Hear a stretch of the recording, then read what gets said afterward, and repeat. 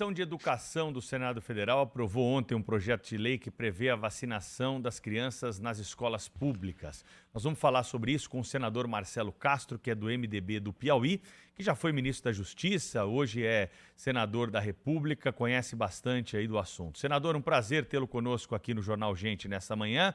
Qual que é o objetivo desse projeto? Como é que vai ser essa questão aí de vacinação nas escolas, se ele for aprovado no plenário? Bom dia a todos. Esse projeto é de autoria da Câmara, do deputado Domingos Sávio, ainda no ano de 2019. E esse projeto visa que as escolas públicas possam receber os agentes de saúde para fazerem a vacinação das crianças nas escolas. Só as públicas? Não, as privadas também poderão participar. São convidadas, mas não podem ser obrigadas para participarem também. Por que isso, Pedro? Porque o Brasil fundou, em 1973, o Programa Nacional de Imunização, que eu posso dizer aqui com segurança, é uma coisa que o Brasil faz bem e melhor do que os demais países do mundo.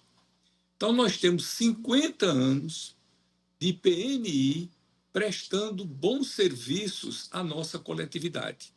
O SUS disponibiliza hoje mais de 30 vacinas para bebês, crianças, jovens, adultos, gestantes, adolescentes, enfim, todas as vacinas, todas as doenças imunotransmissíveis que podem ser combatidas pelos imunobiológicos por vacinas, o SUS, o PNI, disponibiliza em vários postos de saúde, de norte a leste, de leste a oeste, de norte a sul, no Brasil inteiro, nos mais diferentes rincões, tem uma sala de vacinação. São mais de 200 mil profissionais de saúde que aplicam mais de 300 milhões de doses. Qual é o problema? É que foi um sucesso internacional o PNI. Nós erradicamos a poliomielite, erradicamos o sarampo, erradicamos o tétano neonatal, mas de 2014 para cá, nós vimos a cobertura vacinal diminuir ano a ano, sendo que o ano de 2019 nós temos como referência que foi uma das coberturas vacinais mais baixas. Várias razões aconteceram para que isso para que isso ocorresse. Agora, em 2019, o deputado Domingos Sávio teve essa ideia, isso foi aprovado na Câmara, está aqui no Senado, já foi aprovado na Comissão de Assuntos Sociais e ontem foi aprovado na Comissão de Educação. Agora vai a plenário e o plenário vai decidir se aprova ou não uma medida que é muito importante, apenas colocando as escolas para participarem dessa campanha, para que a gente possa aumentar a cobertura vacinal e evitar que doenças que já estavam erradicadas, como o sarampo, voltem como o sarampo já voltou. Senador, bom dia, bem-vindo aqui ao nosso programa. O senhor que demonstra ser um estudioso da questão da vacinação, né?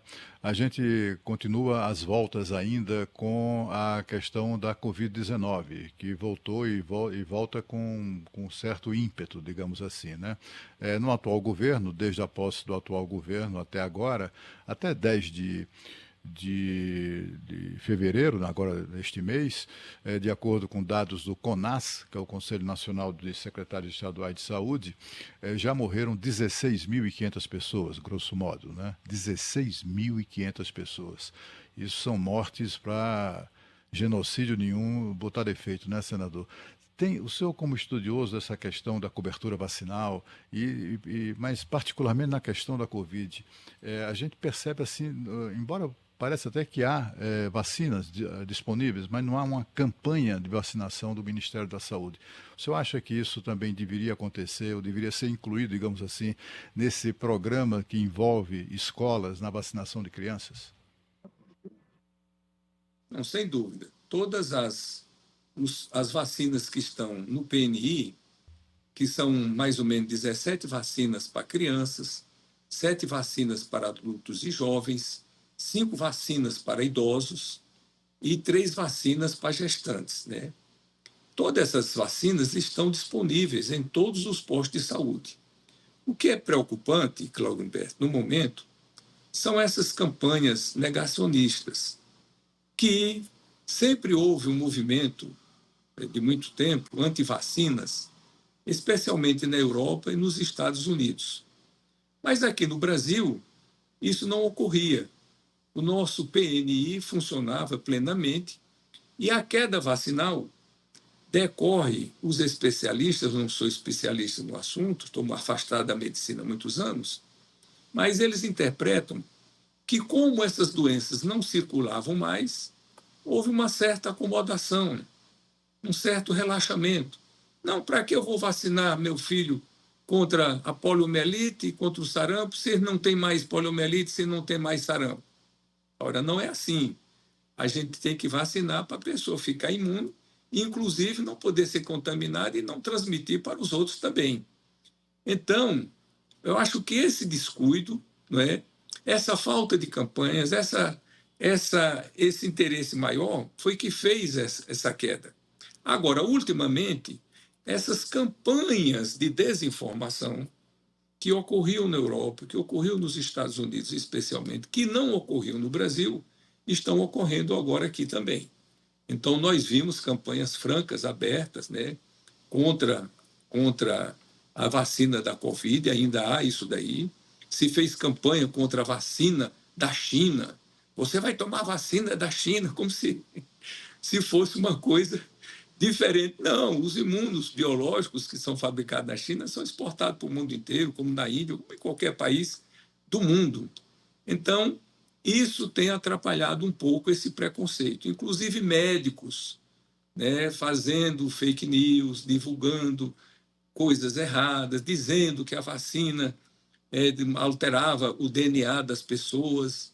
Ora, tudo isso não tem nada disso comprovado. Se chegou ao extremo até de dizer que as vacinas tinham um chip, que era para a China controlar o mundo através desse chip. Quer dizer, são coisas assim tão absurdas, tão falaciosas, tão fora da realidade, mas infelizmente tem pessoas que acreditam. O pior é terem médicos que difundem isso daí.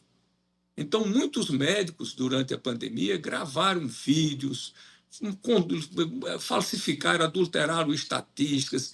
Tinha um médico que dizia que a pessoa que pegasse Covid, 99,6% das pessoas que pegassem Covid não ia sentir absolutamente nada. De onde ele tirou esse número? De onde tiraram esse número? Tantas informações que trouxe à população, em que não tem obrigação de ter maior conhecimento disso daí, uma certa preocupação sobre a segurança da vacina. Então, essas vacinas passaram por todas as agências de controle dos países mais desenvolvidos do mundo, cientificamente aprovadas. Claro, tem algum risco? Tem. Toda substância tem risco, até água tem risco. O leite humano. O alimento universal, quando a criança nasce, é o leite. Tem criança que não pode tomar o leite humano, tem alergia, então tudo pode acontecer, mas não ao nível de trazer essa preocupação. Portanto, é muito importante o papel de todos nós, especialmente da imprensa, para não dar seguimento a esse nível de desinformação. Agora, eu tenho uma informação boa, que esse ano de 2023, nós começamos a reverter essa queda. Então, vários municípios do Brasil, né, aumentaram a sua cobertura vacinal e praticamente em todos os estados do Brasil, praticamente todos os níveis de vacina aumentaram a sua cobertura. Então, isso é uma tendência muito positiva e se nós continuarmos dessa maneira, eu acredito que iremos melhorar. E essas campanhas que nós vamos fazer, aprovando a lei nas escolas, isso vai reforçar e trazer uma conscientização maior sobre a importância das vacinas. Porque nada foi mais importante no aumento da vida média da humanidade do que o advento das vacinas. Então, vacina e água tratada é uma unanimidade em todos os epidemiologistas. Água potável e vacina são os 2 fatores que mais elevaram a vida média da população da humanidade. Senadora Sônia, aqui um prazer estar recebendo o senhor aqui no Jornal Gente. Eu posso comprovar isso que o senhor está falando, desses movimentos negacionistas aqui na Europa, que são realmente muito fortes. Mas o Brasil, para os sanitaristas sérios, para os médicos que aqui atuam, que batalham pelas vacinas, sempre foi usado como exemplo. O PNI é tido aqui como um dos grandes avanços e exemplos para todos os países do mundo. Portanto, eu gostaria de perguntar para o senhor que, independentemente da vacina da Covid, quais as vacinas devem entrar no calendário escolar esse ano, porque algumas doenças também estão voltando. Aqui na Europa também tem um surto de sarampo, que era uma doença, enfim, ele existe, mas assim, a gente vê que algumas doenças do passado, que a gente considerava doenças de infância, elas têm voltado e com uma certa força e um certo perigo. Como é que vai ficar esse calendário de vacinas no Brasil? Não, Sônia, esse calendário nosso é estabelecido pelo PNI, são 17 vacinas que tem as crianças. Quando a criança nasce, na maternidade, ele já toma a vacina da BCG, né, contra a tuberculose, e já toma a vacina da hepatite B. Então, aí tem um calendário com 1 mês, com 2 meses, com 4 meses, com 6 meses, todas as vacinas com 1 ano, com 2 anos, com 3 anos, os reforços da vacina. Então, tem um calendário que é cumprido rigorosamente, né? Ou deveria ser cumprido rigorosamente em todos os rincões do Brasil. Não há um município do Brasil que não tenha uma sala de vacinação. Como a cobertura vacinal vinha caindo, o deputado apresentou essa lei em boa hora para que a gente possa fazer, na prática, como se as escolas públicas se tornassem postos de saúde. Como as crianças estão lá, já na escola, e às vezes as mães, os pais trabalham, têm dificuldade de levar as crianças aos postos de saúde naquele dia determinado, na escola facilitaria. Então, os postos de saúde se deslocariam, as pessoas iriam para as escolas com um dia marcado com antecedência, como diz a lei, pelo menos de 5 dias, e lá fariam a vacinação das crianças. Isso é muito importante, Sônia, inclusive para a mulher, essas campanhas como o HPV. A vacina da HPV, que, como todos sabem, é a causa maior do câncer de útero na mulher, né? Você aplica para crianças de 11 a 13 anos, as meninas e os meninos também, na adolescência, ela vinha caindo a cobertura vacinal. Isso é um perigo, porque a pessoa pode ficar exposta a esse vírus e no futuro ter um câncer, inclusive uma doença devastadora que pode levar à morte. Então, é preciso essa conscientização coletiva de todos, e a escola nós entendemos que é o ambiente mais adequado para fazer esse tipo de campanha e fazer essas vacinações. Quero apenas esclarecer que no debate ontem, alguns que se posicionaram contrariamente sempre falaram que na liberdade de não ser obrigado a tomar vacina. Isso é uma questão que, para se discutir, uns são a favor, os outros são contra, mas, a verdade, a lei que nós estamos aprovando não trata da obrigatoriedade da vacinação. O professor, né, o agente de saúde, vai pegar a criança à força e levar para ser vacinada. Não. Vai disponibilizar. Na verdade, vai facilitar a vacinação. Se é da mãe pegar a criança e levar no posto de saúde, o posto de saúde vai se deslocar e vai para a sala de aula vacinar a criança que já se encontra lá. É muito mais prático. Então, nós acreditamos que essa providência irá aumentar, sem nenhuma dúvida, a cobertura vacinal. Aliás, quero fazer uma homenagem aqui a 3.992 cidades que já vacinam as crianças nas escolas. Quer dizer, mesmo sem a lei estar aprovada, as cidades, os municípios já estão tomando essa providência. Aproximadamente 4.000 cidades do Brasil já praticam a vacinação nas escolas. Estão faltando, portanto, 1.570, porque nós temos 5.570 municípios. Olha, eu queria agradecer ao senador Marcelo Castro, do MDB do Piauí, dividindo conosco esse projeto que saiu da Câmara, avança no Senado e que pode tornar a vacinação disponível nas escolas. Olha, para nós que somos pais, senador, vai ser uma mão na roda, porque já se resolve a questão ali na escola. Muitas vezes o deslocamento é difícil e talvez para o sistema de saúde também ajude, porque você já foca no seu público-alvo. Obrigada, viu, senador? Até a próxima. Um bom dia para o senhor. Eu que agradeço, me coloco sempre à disposição de vocês. Muito obrigada. São 9h20. Você está acompanhando o Jornal Gente, transmitido todas as manhãs ao vivo pelo canal Band News TV, pela Rádio Bandeirantes e pelo aplicativo Band Play. A gente volta já.